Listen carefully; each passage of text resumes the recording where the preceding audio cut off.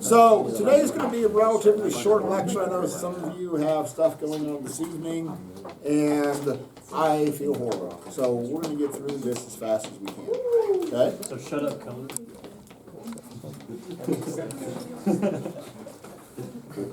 I got you. Thank you. You're welcome. All right. So if I gave you a spring like this and said, find the spring constant, what would you do? Take a Mass on the with the end. known mass. Put a mass on the Yeah. end. By putting mass on the end, like let's say for example, you put a half a kilogram mass on the end. What can you determine from that half kilogram mass? Okay. The force, and then you can measure the elongation. True? Is this graph going to go through 0, 0? No force, no elongation, right? So if you're letting gravity provide the force, how are you going to calculate that force value? It's just mg, right? True? Just mg. So then over here on a slope-intercept form, well, that's just F equals K times your elongation. True? Cool with this. So if you wanted to, you could substitute mg in for kx, right? So at this point, let's say for example you land on the moon, and you're trying to figure out what the gravitational acceleration is on the moon. What could you do?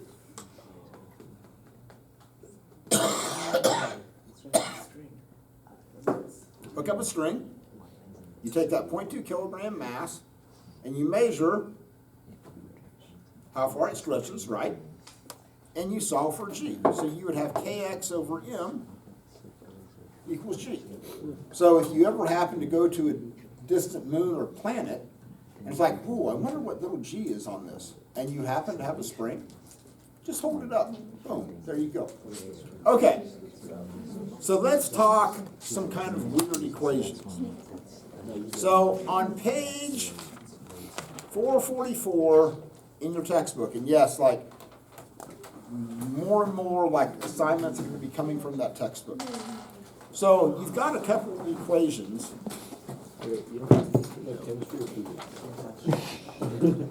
Both. Just wrap it into one.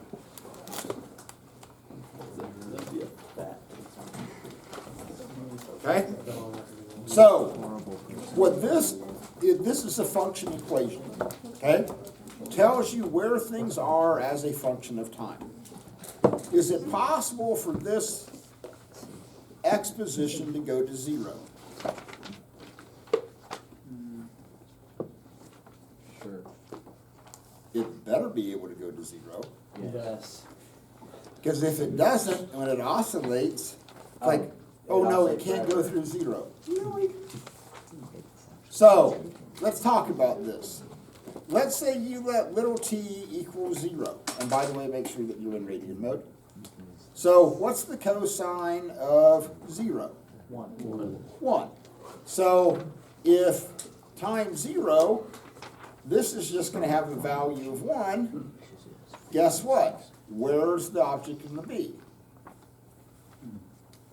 At its amplitude, at its highest point, right? Okay? Cool with that. Now, could we do this? A little bit of hocus pocus. Not much, but a little bit. We'll deal with more hocus pocus later. Could I write that as 2 pi t, and instead of period, put 1 over frequency? Yeah. Legal? Yep. So then I could write that as A equals cosine of 2 pi ft. Same thing? Okay, exact same thing. Now, here's the story. We're going to go old school back to omega. Okay? So does anybody remember the units for omega? Radians per second. So if I used 2 pi f, would that get me the correct units for omega? Yes. Because the only units here are frequency, right? 100%. 1 over seconds. Those are in radians. Cool, right? But remember, when we used that, that was in dealing with circular motion. Okay? But you go in Burkamp, we're talking about oscillating springs. How can oscillating springs, object going back and forth, be modeled using circular motion? Oh, here's the simple idea. So, if I take the green spinning thing, okay? And you're Andrew, okay? And he's looking at this. So, situation number 1, I'm just gonna hold this thing and make it go back and forth, right? You would see this thing I'm just holding it. It's just going back and forth, right? It's the observation you would make. If I put it on the green spinny thing and made it go around like this, would you observe the exact same motion? Without, neglecting some depth perception. But, so here's the point. This is why you can use radians in harmonic motion. Because if it's going from here to here, just back and forth, that mathematically can be treated the exact same way as going around like this. Okay? So that's what allows you to cross over between the two. Now, a little bit more hocus pocus. Not a whole lot. So, if radians equals 2 pi f, what can I do up here? Substitute. So I could write that as a cosine omega time, all right? So if you know how many radians per second is moving through, and you know, hey, time 0, whatever that time is, that will allow you to determine that position. So all of these equations are equivalent. It just depends upon what you want to do with it, okay? So if you have period, go with that. If you have frequency, go with that. If you're told how fast it's moving in radians per second, go with that, okay? But they're all the same thing. They're all going to give you position as a function of time. Okay, now,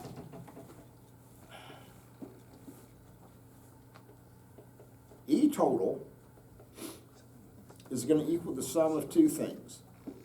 U and your kinetic, right? Cool with that, right? So on the extremes, when it's at its farthest point, what can you put in here for U? US. 1/2 K, which is your Yeah, we're us, saying the same thing here. 1/2 KA squared, right? True? Okay? So if it's a spring, and you're at the maximum amplitude, the velocity is 0. So that could equal your E total. So if you know the spring constant and you know what the amplitude is, you could always determine the total energy of the system, okay? And that's easier to do than try and measure the velocity because the velocity is always changing, right? But could I also set E total equal to 1/2 M V max squared? Yes. Where's that going to be? Equilibrium. Middle of the oscillation, right? So if I'm on the extremes, I can set it equal to 1/2 KA squared. Way out here, I have no velocity. If I'm in the middle of the oscillation, That's where I have my maximum kinetic energy, and that's gonna be Vmax. So if E total equals 1/2 Ka squared and E total equals 1/2 mV max squared, what could I do? What can I set equal to each other? Each other. Do not make this. Could I set 1/2 Ka squared equal to 1/2 m V max squared? Yeah. If you Cool. want to. If I wanted to, and I do. Okay? Now, here's the story. Which one of those do you think is easier to measure? The amplitude or V max? Amplitude. Amplitude. Okay? That's much easier to measure than trying to determine the maximum velocity as a spring that's always accelerating. Okay? So if you can measure that amplitude, you can do so many things with it, because then once you get V max, then you can use those other equations that involve V max. So this is why it's so important that you understand, hey, at some point on an oscillating spring, if I can find my amplitude, I can do a whole bunch of things with that. Now, where this is going to kind of come together. You know, the period is 2 pi m over k, right? Spring or pendulum? Spring. Spring. Only dependent upon mass and the spring constant, okay? So frequency then is going to equal 1 over 2 pi times the square root of k over m. Now, this is where we're going to kind of jump back. So on here, if you look at this in terms of moving this over, if I multiply this over, I get 2 pi times frequency equals the square root of k over m. Okay? All I did was just a simple multiplication. But what does 2 pi f equal? Omega. Omega. So you can set this equal to omega equals m, the square root of k over m. Okay? You want a challenge? Do the dimensional analysis on this. Now, here's the story. At this point, you can solve this thing for a whole bunch of things. If I wanted you to solve for k, what would you do? Square both sides. So omega squared M over times M. And is going to equal. Okay. So if you know the oscillating value of a spring, and you know the mass, that's another way that you can find the spring constant. Okay? So all I'm trying to show you is how a whole bunch of different equations can fit together. Now, let's talk about Vmax, speaking of random equations. So Vmax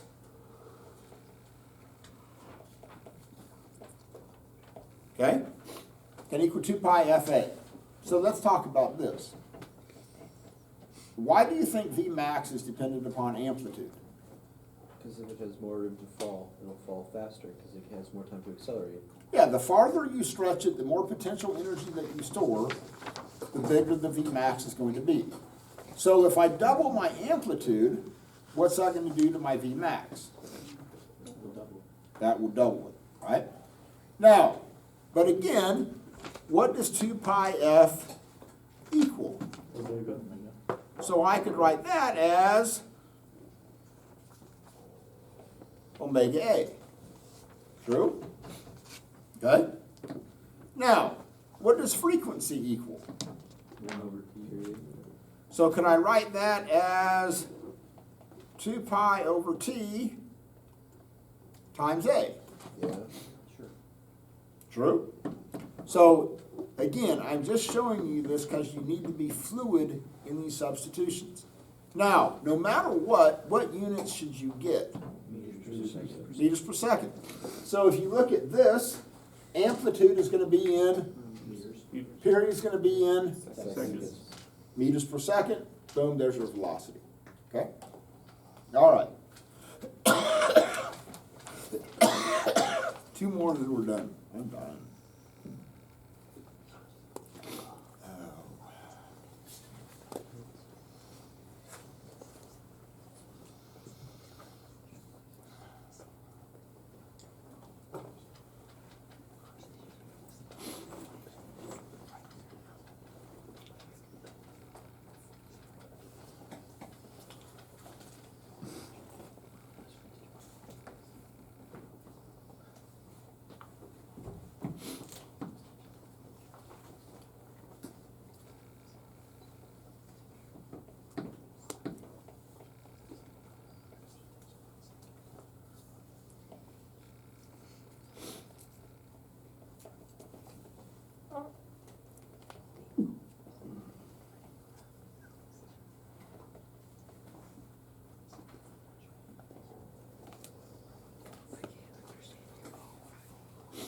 Okay?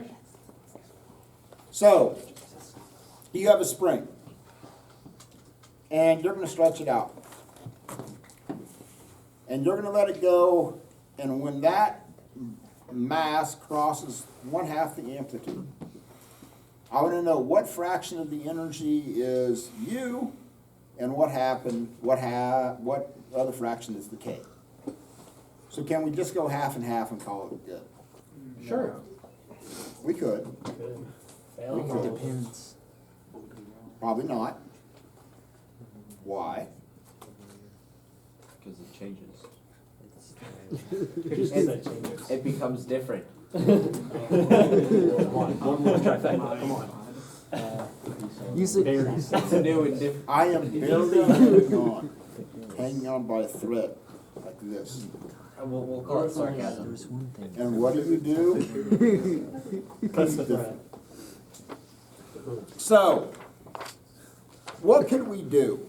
Could we find like what the E total would be?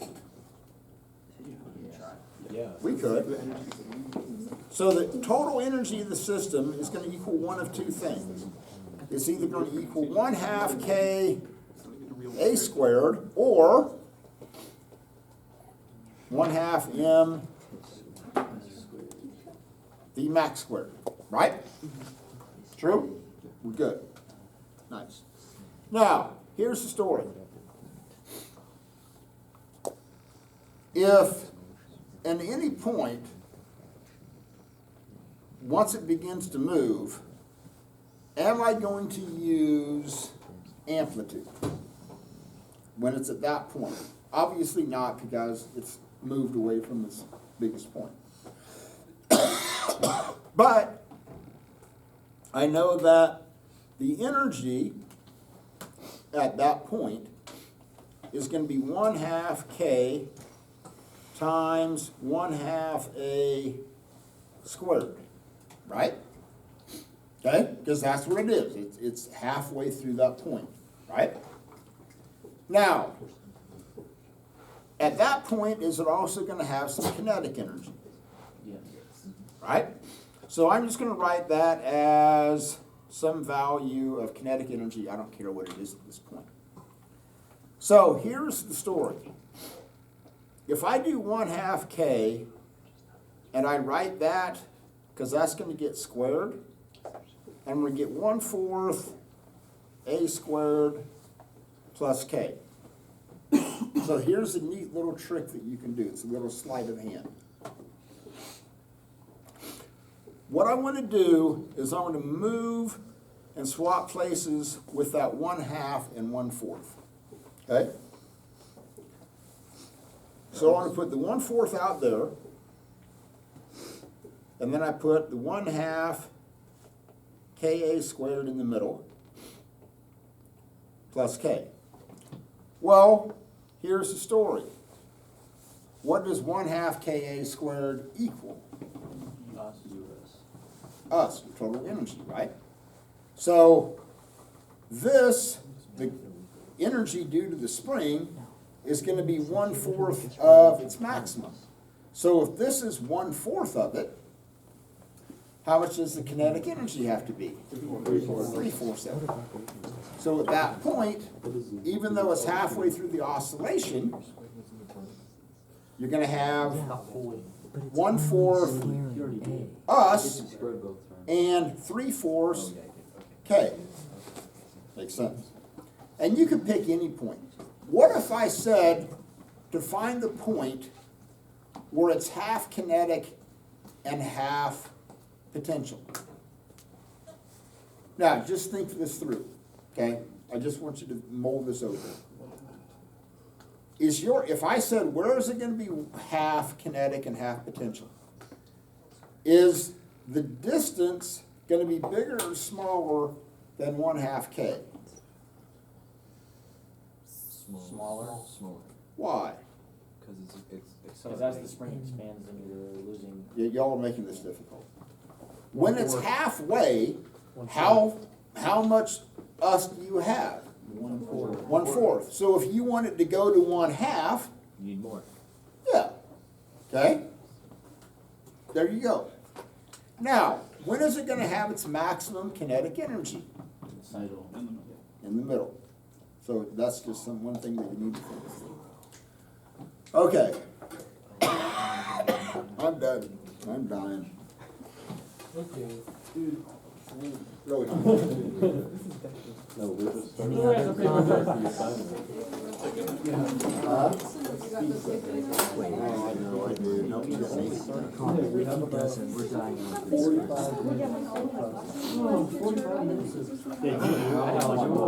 Yeah. Do not hear me say. Andrew, you can stop that. I've already I have to said leave it it before. too.